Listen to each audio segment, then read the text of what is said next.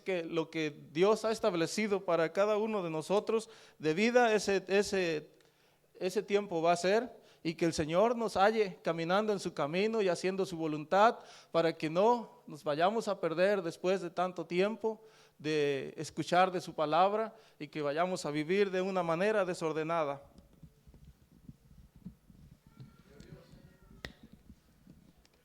Alabado Dios. Ahora voy a comenzar. Vimos la semana pasada, hace 8 días, vimos lo que es el Sermón del Monte. Vimos que es el capítulo 5, 6 y 7. Y comenzamos ahí con las bienaventuranzas, que es para todos estos capítulos son dedicados a sus siervos, a los seguidores de Cristo. No es para todos, es para la iglesia, estos capítulos. Y vimos el sermón del monte y la enseñanza de nuestro Señor Jesucristo que fue en Galilea. Ahora vamos a ver los viajes por Galilea y la creciente hostilidad, o sea, la creciente rebelión o la rivalidad o enemistad o oposición que había con nuestro Señor Jesucristo, que hubo con nuestro Señor Jesucristo y que hasta la fecha todavía hay oposición con la palabra de Dios, con nuestro Señor Jesucristo. Alabado Dios. Abran sus Biblias en Mateo, el Evangelio de Mateo.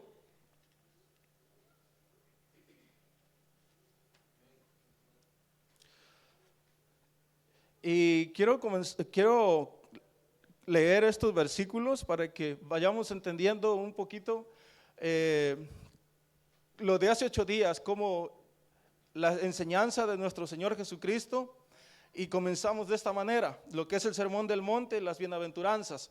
Comenzamos con el versículo 1, dice de esta manera: viendo la multitud, subió al monte, y sentándose vinieron a él sus discípulos. Y abriendo su boca les enseñaba, diciendo: bienaventurados los pobres en espíritu. Y así sucesivamente todos los versículos. Ahora, dice que viendo la multitud, subió al monte. Y ahora vamos a ver también cuándo descendió Jesús del monte. ¿Qué pasó cuando Jesús descendió del monte? Y eso está en Mateo capítulo 8 y versículo 1. Vemos que en el versículo 1 del capítulo 5 él subió al monte. Ahora en el capítulo 8 vemos que él desciende del monte. Dice: cuando descendió Jesús del monte, le seguía mucha gente, y he aquí vino un leproso. Y aquí vino un leproso y se postró delante de él, diciendo: Señor, si quieres, puedes limpiarme. Eso pasó cuando él descendió del monte. Ahora, después Jesús se fue a enseñar. Después de que él descendió del monte, él se fue a enseñar o a predicar a las ciudades de sus discípulos. Alabado Dios. Y así vamos a comenzar este estudio. Este capítulo que hoy vamos a ver es un capítulo donde se tratan algunos numerosos sucesos que ocurrieron en los recorridos de Jesús por la provincia de Galilea, después de presentar los grandes principios del Sermón del Monte, lo que les decía. Ahora Jesús volvió a Capernaum y a continuación se dedicó a realizar un arduo esfuerzo por establecer el reino espiritual en las numerosas poblaciones de Galilea. Y vamos a ver cuatro puntos importantes de lo que sucedió en esas poblaciones de Galilea, en esas ciudades, lo menciona la Biblia. En otras traducciones dice los pueblos o las aldeas. ¿Qué pasó en esos lugares? Pero también vemos que nuestro Señor Jesucristo dice que hizo un esfuerzo, un arduo esfuerzo por establecer el reino espiritual en las numerosas poblaciones de Galilea. ¿Qué tanto es nuestro esfuerzo? Vemos el ejemplo de nuestro Señor Jesucristo, que Él hizo un arduo esfuerzo por predicar la palabra de nuestro Dios. ¿Qué tan grande, cómo es nuestro esfuerzo para predicar nosotros la palabra de Dios? Cuando estamos afuera, en la calle, evangelizamos, le hablamos a nuestras familias de Dios. ¿Cómo es nuestro esfuerzo? ¿Cuál es nuestro esfuerzo que estamos haciendo nosotros para predicar la palabra de Dios? Ahora vemos que sus discípulos lo acompañaban. Ahora Jesús habla con los discípulos de Juan el Bautista y les indica que le hablen de sus obras como prueba de que Él es el Mesías. Cuando Juan manda a preguntar con dos de sus discípulos, y eso está en el capítulo 11 de Lucas y versículo 1 al 6. Lucas capítulo 11.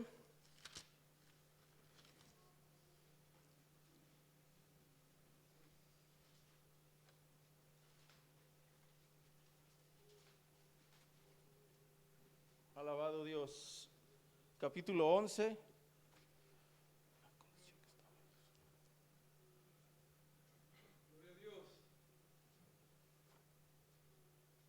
Alabado Dios.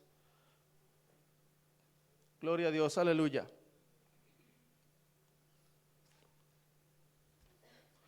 Gloria a Dios. Tengo la cita equivocada, hermanos, disculpen.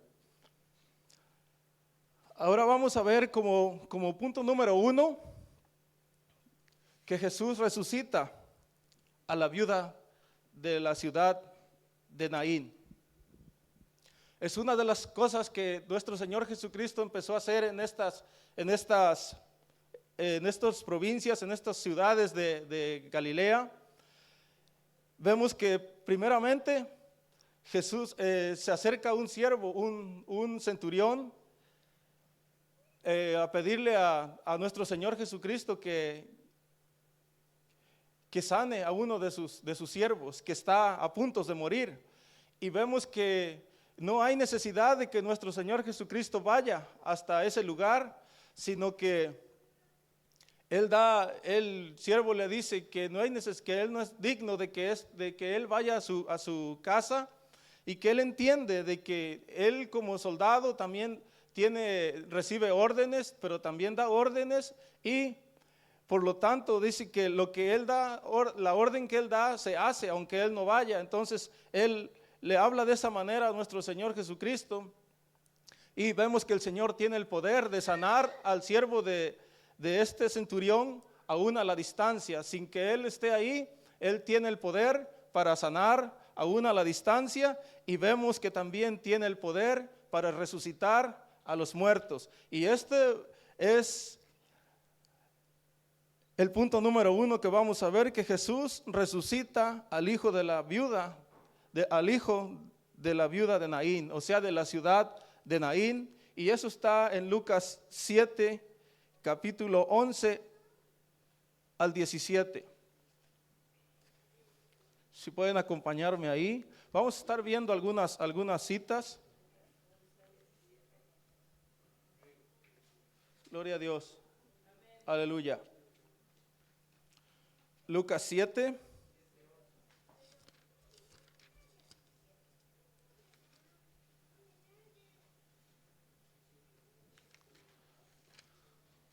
Gloria a Dios. Aleluya, alabado sea Dios. Dice de esta manera. Dice: aconteció después de que él iba a la ciudad que se llama Naín, e iban con él muchos de sus discípulos y una gran multitud. Cuando llegó cerca de la puerta de la ciudad, he aquí, llevaban a enterrar a un difunto, hijo único de su madre, la cual era viuda, y había con ella mucha gente. Y cuando el Señor la vio, se compadeció de ella y le dijo: no llores. Y acercándose, tocó el féretro, y los que lo llevaban se detuvieron, y dijo: joven, a ti te digo, levántate. Entonces se incorporó el que había muerto y comenzó a hablar. Se incorporó el que había muerto y comenzó a hablar, y lo dio a su madre. Gloria a Dios. Vemos este relato. En este relato vemos el poder de Cristo expresado en su forma dramática, el dominio sobre la muerte. Su autoridad traspasa barreras de la existencia material, de la manera que los muertos recuperan no una apariencia fantasmal, sino la vida misma, llena de energía. Ahora, solo Lucas nos cuenta este milagro, y el hecho de que lo relate es evidencia de su interés por los que sufren, el interés por los que sufren y por los que la sociedad tiene a menos. Ahora, recordemos que vemos que es una viuda y era el único hijo. Ya no tenía esposo, era el único hijo que tenía como compañía, que tenía como su único sostén, que le ayudaba. Y ahora ese único hijo está muerto. Y al pasar nuestro Señor Jesucristo por ese lugar, dice que la miró que esta mujer iba llorando, porque dice, y le dijo: no llores, y acercándose tocó el féretro. Esta mujer iba llorando, lamentándose por la pérdida de un ser querido, y además no tenía más familia. No dice aquí que tenía más familia, era único hijo, y su esposo ya también había muerto. Ahora, los ojos de nuestro Señor Jesucristo, los ojos de Dios siempre han estado con las viudas. Y para eso voy a leerles algunas citas bíblicas, y eso está en Isaías 10, y es el versículo 1 y 2. Isaías 10, versículo 1 y 2. Hay de los que dictan leyes injustas y prescriben tiranía, para apartar del juicio a los pobres y para quitar el derecho a los afligidos de mi pueblo, para despojar a las viudas y robar a los huérfanos. Dios siempre tiene puestos los ojos en las viudas. Otra cita bíblica es de Deuteronomios capítulo 26 y versículo 12.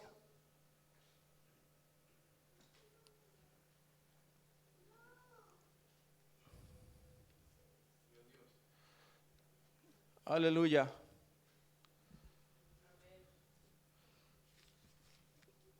Deuteronomio capítulo 26 y versículo 12.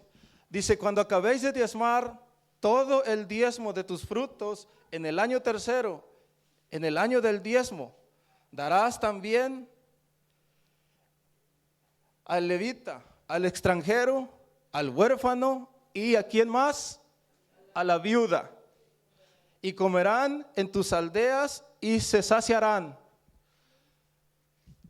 Nuestro Dios siempre poniendo su mirada y el cuidado a las viudas y a los huérfanos. Ahora es de entender que nuestro Señor Jesucristo, al ver llorar a esta mujer, se compadeció de ella. ¿Por qué? Porque la mujer ahí no dice que la mujer, en el caso del centurión, el centurión vino a nuestro Señor Jesucristo y le pidió que sanara a su siervo. Pero aquí nuestro Señor Jesucristo va llegando a la ciudad de Naín, y mira que van a sepultar a este muchacho y mira el llanto de la madre de este muchacho.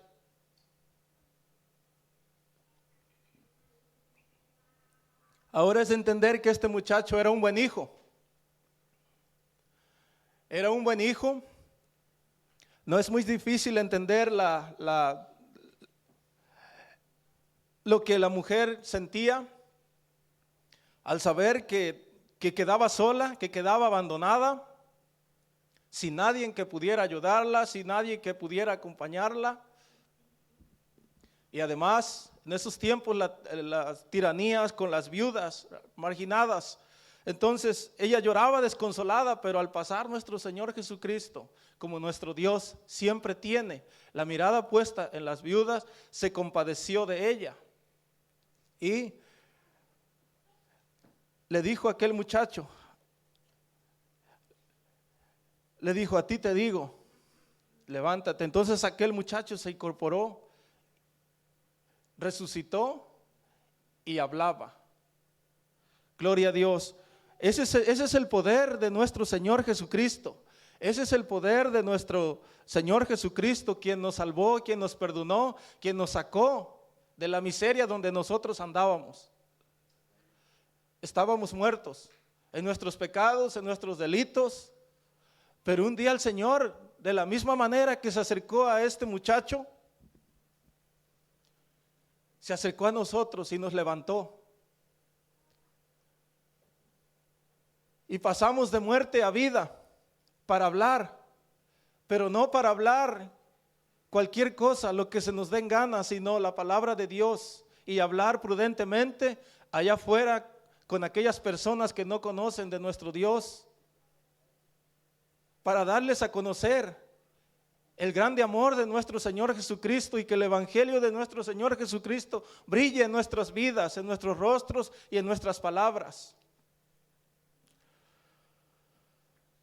Gloria a Dios. Hay una cita en 1 de Timoteo capítulo 5 y versículo 3, y vamos a ver lo que dice ahí. 1 de Timoteo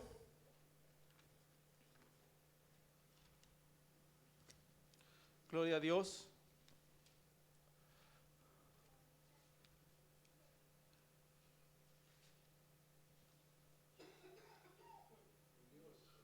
Aleluya, gloria a Dios. Si alguien tiene la cita, puede darle lectura.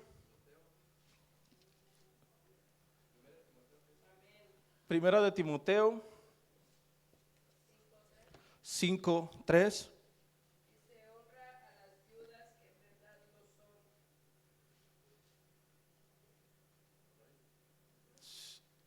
Sí, el siguiente versículo, hermano. Pero si alguna viuda tiene hijos o nietos, aprendan estos primero a ser piadosos para con su propia familia y a recompensar a sus padres, porque esto es lo bueno y agradable delante de Dios. Dice que aprendamos a respetar a las viudas que de verdad lo son. Y aquellas que tienen hijos, los hijos tienen que aprender. Ahora esta mujer que había perdido a su hijo, de verdad, era una viuda. ¿Por qué? Porque era su único hijo. Era su único hijo y no tenía más. Por eso nuestro Señor Jesucristo, por eso la palabra de Dios dice que aprendamos especialmente a respetar a las viudas que de verdad lo son. Las mujeres que están desamparadas, solas, tristes y agobiadas. Gloria a Dios. Aleluya. Ahora, según los 4 evangelios, el Señor resucita a muchos muertos, no resucita a muchos muertos, sino solamente a 3. Es lo que dicen los evangelios. Al hijo de la viuda, lo que estamos mirando ahora, y a la hija de Jairo y a Lázaro. Solo a esos 3 nos relatan los evangelios. Ahora, no lo hace por amor a los fallecidos, sino a los dolientes, a los familiares.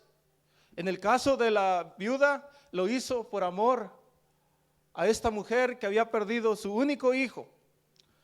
Ahora, para el creyente que parte de este mundo, la muerte no es una tragedia. Al contrario, para el creyente, hablando para el creyente significa la entrada a un estado muchísimo mejor. Y eso está en Filipenses 1:23. En cambio, es un golpe y una pérdida para los que quedan tristes. Es un golpe y una pérdida para los que quedan tristes, pero para nosotros como creyentes, como hijos de Dios, no es para nosotros. Sabemos que vamos con nuestro Señor Jesucristo a gozar allá con Él, a alabar y a glorificar su nombre, donde ya no hay más llanto, no hay más tristeza y no hay más dolor. Y por eso no es una pérdida. El motivo que impulsó a Jesús a la resurrección del joven es su compasión por la viuda. Y eso lo vimos en Lucas 7:13, que dice de esta manera, que dice, y cuando el Señor la vio, se compadeció de ella, se compadeció de la viuda. Dice, no le pidieron que le realizase el milagro. Lo que lo motivó fue la súplica silenciosa del dolor y la angustia humana que sentía esta viuda. El cadáver que se llevaba al cementerio no significaba solamente la pérdida de su único hijo, sino también su único sustento, lo que les decía hace rato. Ahora, el Señor no habló al joven fallecido como si éste pudiera oír o obedecer. Su mandato llevaba en sí mismo el poder para que obedeciera. Para Jesús, resucitar a un muerto no es más difícil que despertar a alguien que está dormido. De esa manera es nuestro Señor Jesucristo. De esa manera es nuestro Señor Jesucristo. ¿No les da gozo, hermanos, saber que tenemos un Dios de poder, que para resucitar a un muerto no le es difícil? Es como si cuando uno va y le habla a alguien que está durmiendo, que se levante, que ya despierte. Para nuestro Dios es así. Ese es nuestro Dios, ese es nuestro Señor Jesucristo. Y esa es una de las cosas, de las enseñanzas que Él estaba llevando por estas ciudades de Galilea.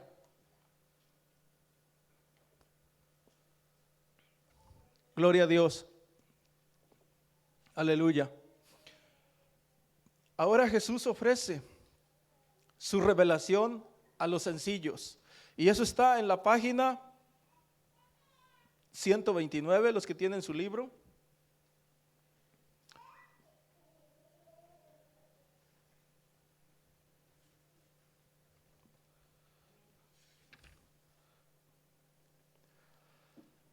Y eso está en el capítulo 11 de Mateo y está del versículo 25 al versículo 30.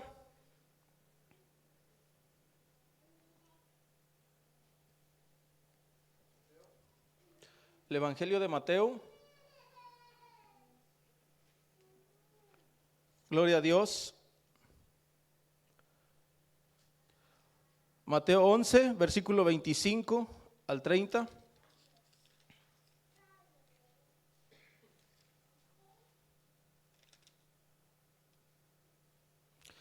Dice de esta manera: en aquel tiempo respondiendo Jesús dijo: te alabo, Padre, Señor del cielo y de la tierra, porque escondiste estas cosas de los sabios y de los entendidos y las revelaste a los niños. Sí, Padre, porque así te agradó. Todas las cosas me fueron entregadas por mi Padre, y nadie conoce al Hijo sino el Padre, ni el Padre conoce a alguno sino el Hijo, y aquel a quien el Hijo lo quiera revelar. Alabado Dios. Quiero, hermanos, que pongamos atención en el primer versículo. porque habla de los sabios y de los entendidos. Y dice que nuestro Señor Jesucristo le reveló su palabra a los niños.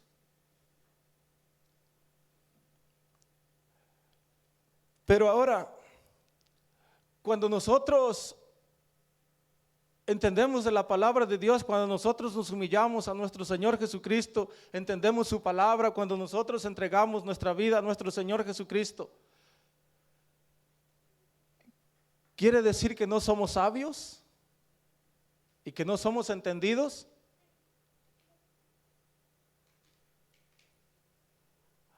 Aquí dice te alabo Padre, Señor del cielo y de la tierra, porque escondiste estas cosas ¿de quién? De los sabios y de los entendidos. De los sabios y de los entendidos. Pero ¿qué dice también? Que las escondiste, dice, las escondió de los sabios y de los entendidos, para dársela ¿a quién? A los niños. Ahora, ¿qué significa esto a los niños? A las personas sencillas, a los de una mente sencilla. Gloria a Dios. Y una disposición para confiar en nuestro Señor Jesucristo. Aquí se refiere metafóricamente, no se está refiriendo precisamente a un bebecito, sino que él habla de los niños, de aquellas personas que son de una mente sencilla y que tienen una disposición en su corazón, una disposición confiada en creer en nuestro Señor Jesucristo. Aquí se pone en contraste a los sabios, y eso está en Romanos 2:20, y también está en Mateo 23, capítulo 23, 1:4. Mateo capítulo 23, versículo 1:4, del 1 al 4. Dice, entonces habló Jesús a la gente y a sus discípulos, diciendo, en la cátedra de Moisés se sientan los escribas y los fariseos. ¿Quiénes se sentaban ahí? Los escribas y los fariseos. Y ellos se creían ¿qué? Sabios y entendidos. Los escribas y los fariseos. Pero ahora dice nuestro Señor Jesucristo, así que todo lo que os digan que guardéis, guardadlo y hacerlo, mas no hagáis conforme a sus obras, porque dicen y no hacen. Ellos se creían sabios, se creían entendidos y decían demasiadas cosas, pero ellos no las hacían. Pero nuestro Señor Jesucristo les dice a sus discípulos, así que todo lo que os diga que guardéis, guardadlo y hacerlo. Dice, todo lo que ellos les digan que lo hagan, háganlo, guárdenlo, pero mas no hagáis conforme a sus obras, porque dicen y no lo hacen. Ahora, los discípulos no eran unos ignorantes, los discípulos eran de un corazón humilde. Cuando nuestro Señor Jesucristo les dijo, síganme, inmediatamente le siguieron. Vemos que Mateo dejó todo lo que tenía, estaba sentado al banco del tributo, dejó dinero, dejó todo ahí para seguir a nuestro Señor Jesucristo. Él no era sabio, él no era entendido. Nosotros que seguimos a nuestro Señor Jesucristo, ¿no somos sabios? ¿No somos entendidos? Sí, hermanos, somos de sabios. Es de sabios seguir a nuestro Señor Jesucristo. Solo que tenemos un corazón humilde y confiamos en nuestro Señor Jesucristo para ir siempre en su camino. Alabado Dios. Ahora también los siguientes versículos dice, el versículo 29 dice, llevad mi yugo sobre vosotros y aprended de mí, que soy manso y humilde de corazón, y hallaréis descanso para vuestras almas, porque mi yugo es fácil y ligera mi carga. Alabado Dios. Cuando Jesús les dice a las personas que tomen su yugo, quiere decir, háganse mis discípulos. Háganse mis discípulos y sométanse a mi instrucción. Cosa que los que se sentían sabios, los que decían que eran sabios, los que decían que eran entendidos, no hacían.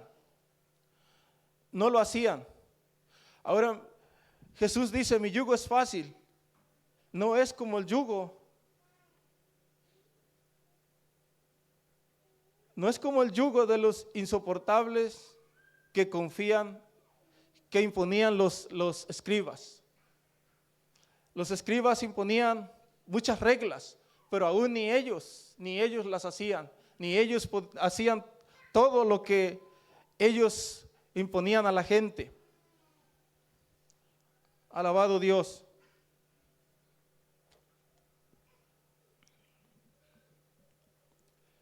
Ahora nuestro Señor Jesucristo los motiva al amor y son hechas realidades al poder del Espíritu Santo. Además son escritas en el corazón del ser humano, del hombre. Ahora estas palabras no solamente quedaban escritas en papel, sino en el corazón del ser humano. Cuando nosotros nos sujetamos a las instrucciones, nos hacemos sus discípulos, seguidores de Cristo, y nos sujetamos a las instrucciones de nuestro Señor Jesucristo, es porque ya las llevamos aquí, en nuestro corazón. Antes de que nosotros no teníamos las enseñanzas de nuestro Señor Jesucristo en nuestro corazón, no nos sujetábamos a Él, no seguíamos ninguna instrucción de nuestro Señor Jesucristo. Pero en cuanto venimos al conocimiento de su palabra, y ahora somos sus seguidores, somos hijos de nuestro Dios, somos seguidores de Cristo, ahora esas palabras quedan escritas en nuestro corazón, y a donde quiera que nosotros vamos, llevamos esas palabras escritas y estamos sujetos a las instrucciones de nuestro Señor Jesucristo. Siempre que queremos, que se presenta la oportunidad o la tentación de hacer algo que a Dios no le agrada, no lo hacemos porque nos acordamos de las palabras de nuestro Señor Jesucristo, de las palabras de nuestro Dios, y dónde están escritas esas palabras en nuestro corazón. Si no están escritas en nuestro corazón, créame que vamos a hacer todo, a darle la mano a todas las tentaciones que se nos presenten. ¿Por qué? Porque no están escritas las palabras de Dios en nuestro corazón y por ende no seguimos sus instrucciones. Alabado Dios. Ahora vemos como punto número 3 que Jesús sale a predicar, pero también ahí hay unas mujeres que le sirven. Hay unas mujeres que le sirven. Y esto estaría bueno, las hermanas que predican, cuando es el culto de damas, hagan sus notas y ahí está la predicación para el día para cuando es el culto de las damas. Aquí vamos a ver a unas mujeres que le sirven a nuestro Señor Jesucristo, y vamos a ver 2 puntos importantes también: la pobreza de nuestro Señor Jesucristo y sus discípulos. Y también vamos a ver a nuestro Señor está libre de los prejuicios de su tiempo contra las mujeres. Esos 2 puntos vamos a ver, pero antes vamos a darle lectura al capítulo 8 del Evangelio de Lucas.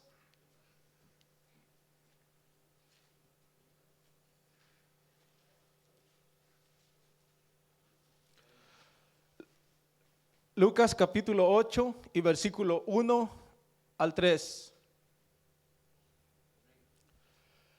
Dice, aconteció después que Jesús iba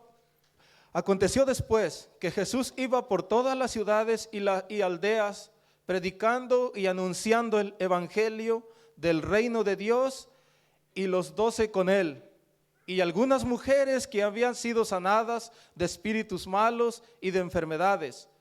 María, que se llamaba Magdalena,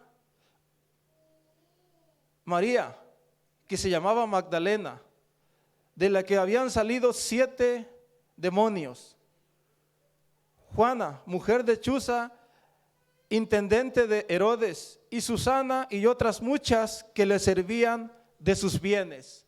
Le servían a nuestro Señor Jesucristo, a estas mujeres, de sus bienes. De lo que ellas tenían, le servían a nuestro Señor Jesucristo. Y nombra ahí a 3 mujeres. A María, que se llamaba Magdalena, de ella habían salido 7 demonios. Nuestro Señor Jesucristo había sacado 7 demonios de esta mujer. También menciona a Juana y a Susana y otras muchas mujeres que le servían de sus bienes a nuestro Señor Jesucristo. Al principio les leía un versículo que nuestro Señor Jesucristo se hizo pobre, aún siendo rico, por amor a cada uno de nosotros. Gloria a Dios. Alabado sea Dios. Ahora, debido a la oposición que había con nuestro Señor Jesucristo, de los fariseos y de los escribas, ya las sinagogas estaban cerradas y ahora nuestro Señor Jesucristo se va a predicar al aire libre y se van los discípulos con Él, se van sus seguidores con Él y también se van estas mujeres. Se van estas mujeres que habían sanado a nuestro Señor Jesucristo y aún muchas mujeres más que le servían. Gloria a Dios. Ahora, Lucas observa que las mujeres que acompañaban a Jesús lo sostienen económicamente. Estas mujeres. Y así demuestran su agradecimiento por haber sido libradas del poder demoníaco o de las enfermedades que las aquejaban. Y de este agradecimiento de estas mujeres por haber sido sanadas por nuestro Señor Jesucristo, esto nos revela 2 cosas. La primera es la pobreza de Jesucristo y sus discípulos. Porque no dice que estas mujeres le pedían dinero a nuestro Señor Jesucristo para comprar las cosas, para el sostenimiento, para el mantenimiento de nuestro Señor Jesucristo y de sus discípulos, sino que estas mujeres le servían a nuestro Señor Jesucristo de sus bienes, de su dinero, de lo que ellas tenían.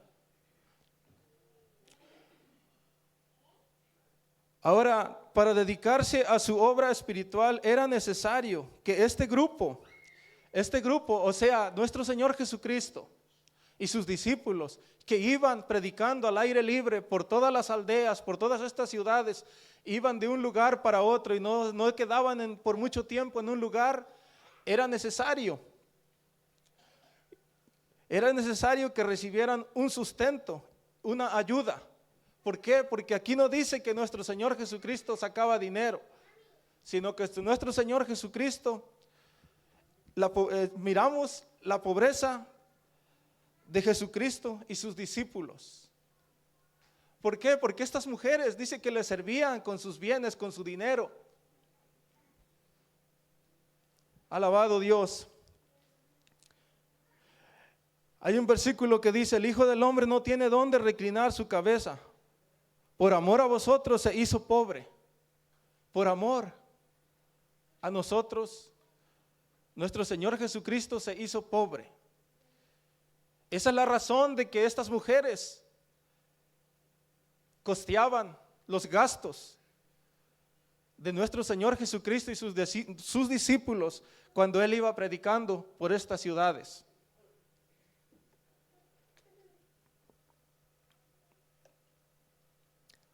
Ahora, punto número 2, otra cosa que vemos aquí.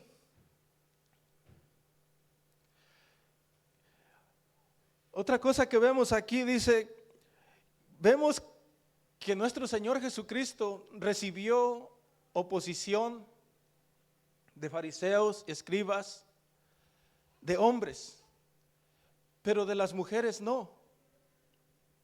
De las mujeres no recibió oposición. Ahora nuestro Señor está libre de los perjuicios de su tiempo contra las mujeres. Es el punto número 2. Ahora la reputación de nuestro Señor Jesucristo es intachable. Tan intachable era el trato de Jesús con estas mujeres que nunca tuvieron sus enemigos motivo alguno para acusarlo de inmoralidad. ¿Se dan cuenta la integridad de nuestro Señor Jesucristo?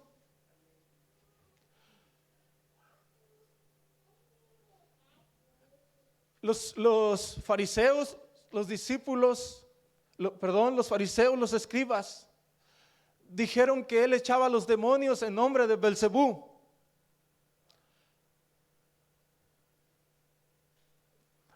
Pero las mujeres nunca hablaron en contra de nuestro Señor Jesucristo. Dice que nunca tuvieron sus enemigos motivo alguno para acusarlo de inmoralidad a nuestro Señor Jesucristo. Este pequeño grupo de mujeres permanece fiel a nuestro Salvador hasta el fin. En el Calvario, cuando han huido todos los discípulos, menos Juan, ellas están presentes. Son las que preparan el cadáver de Jesús para la sepultura y son las primeras en llegar a la tumba en el día de resurrección. Imagínense, no hubo oposición de parte de las mujeres. Ahora, ellas se quedan hasta el último con nuestro Señor Jesucristo. Ellas, las mujeres y Juan. Y luego son las primeras en llegar a la tumba. El día de la resurrección. Es alentador también observar que los evangelistas no mencionan ningún acto hostil, ningún acto de oposición contra el Señor que procediera de una mujer. Lo que les decía hace rato, todos sus enemigos eran varones. Todos eran varones. Nunca tuvo oposición de ninguna mujer. Gloria a Dios. A lo largo de la historia de la iglesia, hermanos, la mujer ha desempeñado un papel importante en la vida espiritual.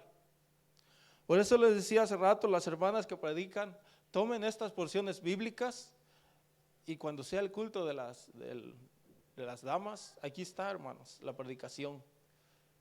Ustedes con más tiempo, con detenimiento, solo enfóquense en estos versículos y ahí está la predicación para las damas. De la importancia de las mujeres, y cómo les sirven a nuestro Señor Jesucristo. Vemos a unas mujeres, hermanos, sirviéndole a nuestro Señor Jesucristo, aportando de su dinero, de sus bienes para sostener para la manutención de este grupo, o sea, de nuestro Señor Jesucristo y de sus discípulos. Alabado Dios. Gloria a Dios. Ahora, vemos en la página 135 la verdadera familia de Jesús. Todos los que estamos aquí somos hijos de Dios. ¿Cuántos pueden decir amén? ¿Se considera hijo de Dios? ¿Sí? ¿Considera hijo de Dios? Entonces, al ser hijo de Dios, somos la verdadera familia de nuestro Señor Jesucristo. Pero para eso, vamos a ver cuál es lo que nuestro Señor Jesucristo dice, para que realmente seamos familia de nuestro Dios, seamos familia de nuestro Señor Jesucristo. Y vamos a ver si pasamos el test, vamos a ver si pasamos la prueba, vamos a ver si en realidad somos parte de la familia de nuestro Señor Jesucristo o no. Cada uno autoexamínese, autoanalícese después de que leamos esta porción de la palabra de Dios, y nosotros mismos nos vamos a dar cuenta si en realidad somos parte de la familia de nuestro Señor Jesucristo. Vayan al Evangelio de Marcos, capítulo 3.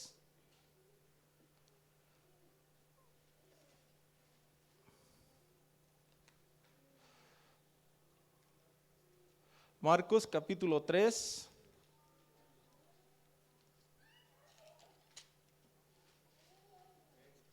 Gloria a Dios, aleluya. Versículo 31 al 35.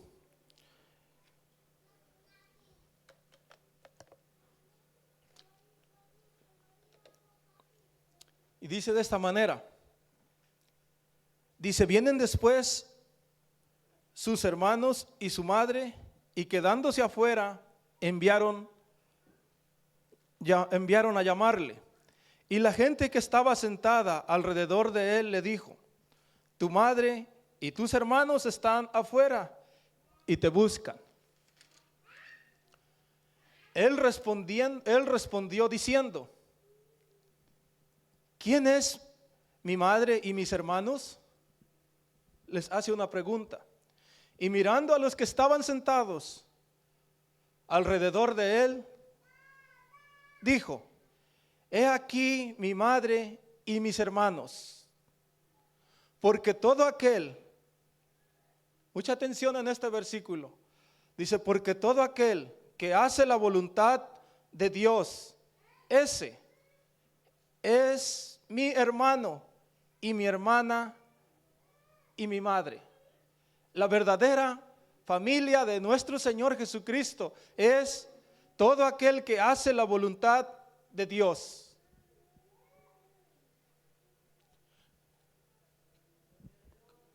¿Cómo estamos delante de Dios? ¿Cómo está nuestro corazón? ¿Cuál es nuestro vivir? ¿Cómo hemos vivido este día? ¿Realmente hacemos la voluntad de Dios?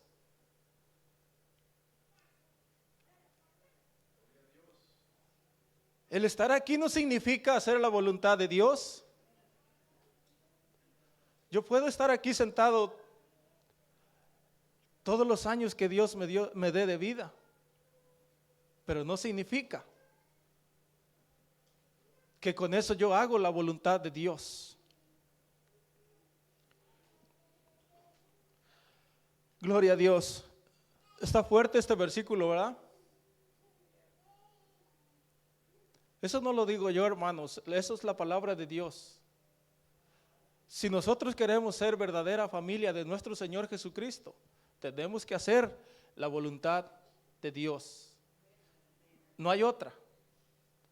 Por donde quiera, no hay donde buscarle por otro lado para ser realmente hijo de Dios, más que haciendo la voluntad de nuestro Dios. Eso dijo nuestro Señor Jesucristo, y eso nadie, ningún hay ser humano que pueda cambiarlo.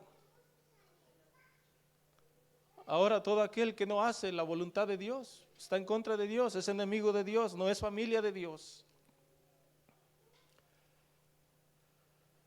Ahora, lo que hace más bien es incluir a su familia, a todos los que oyen la palabra de Dios y hacen la voluntad divina.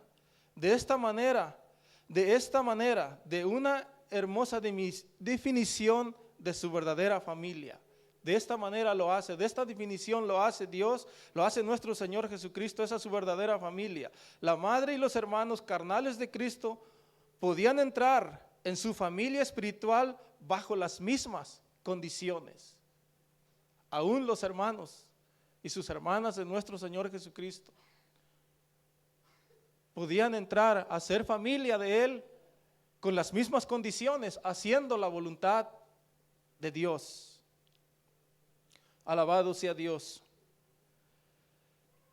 En el reino de Dios, los lazos espirituales son mucho más importantes que los familiares y los sociales. En el reino de Dios en el reino de Dios es mucho más importante, son más importantes los lazos espirituales que los familiares y los sociales. Ahora la reacción de nuestro Señor, que Jesús nos enseña también que la lealtad más elevada del nombre corresponde a Dios. La lealtad de nosotros más elevada corresponde a Dios, no a nuestra familia. Como número uno es Dios. Y en segundo lugar, la familia. Si tenemos que escoger entre dos, debemos seguir el ejemplo de nuestro Señor Jesucristo. Ahí lo fueron a buscar, lo fue a buscar su familia. Pero Él no dice que salió inmediatamente, sino que Él hizo la voluntad de su Padre, predicar la palabra de Dios.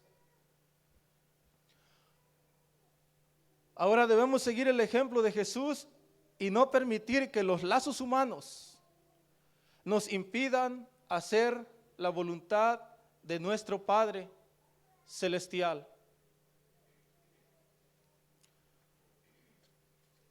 Quizás a alguien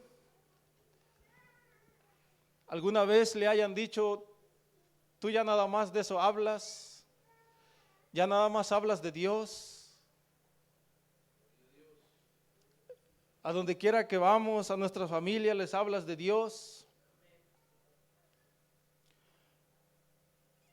Y quizás las familiares nos puedan como intimidar o hacer preferencia, porque la familia de nosotros a veces les da vergüenza ir con nosotros, porque nosotros donde quiera que vamos a visitar a nuestros familiares les hablamos de Dios.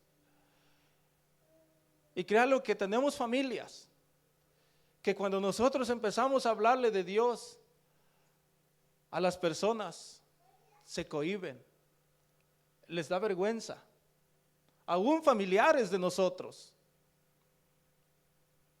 Les da vergüenza que nosotros hablemos de la palabra de Dios, de nuestro Señor Jesucristo. Pero no dejemos que esos lazos familiares nos impidan hablar de nuestro Señor Jesucristo. Donde quiera que vayamos, hablemos de nuestro Señor Jesucristo. A nuestro Señor Jesucristo lo fueron a buscar su madre y sus hermanos. Pero Él estaba haciendo la voluntad de su Padre, hablar de la palabra de Dios. Sigamos ese ejemplo y no dejemos que nada nos cohíba, no dejamos que nada nos impida, que ningún familiar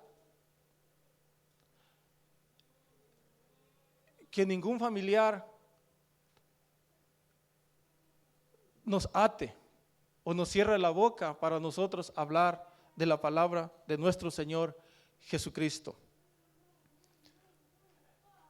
Estos son cuatro puntos de muchos, 4 cosas que vimos hoy de los muchos que nuestro Señor Jesucristo hizo en estas ciudades, en estas aldeas de Galilea. donde Él tuvo mucha oposición. Pero aún así nuestro Señor Jesucristo es un vencedor. Nadie de ellos pudieron con nuestro Señor Jesucristo, ni nunca nadie jamás podrá.